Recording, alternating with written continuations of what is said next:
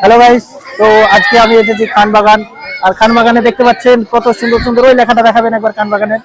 ওই খানবাগানে এসে কিছু ক্রিয়েটারদের সাথে দেখা হলো, তো চলুন আপনাদের সঙ্গে দেখা করাই। এখানে দাদা কাশ্মীরুল, তো দাদা কিছু বলবেন না? বলবো না মানে অবশ্যই বলবো। নূরদা চলে এসেছে।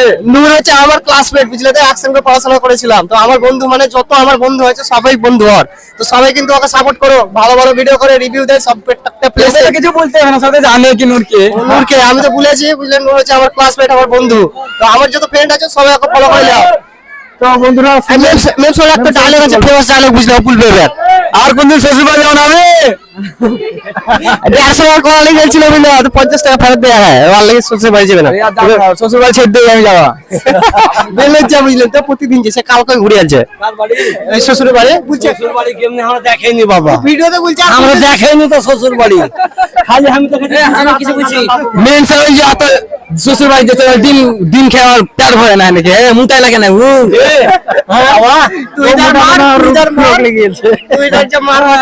রুটি ফটি সব আগে বেলতে হয়, একবার বিয়া করো তো মাথা চলবে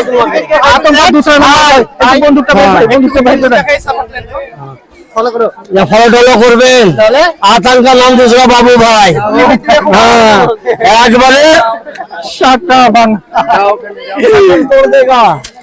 আমাদের তোতলা শিখে এসেছে, বুঝলে, তো তোতলাকে ঘুড়ি পেয়ে আসছে।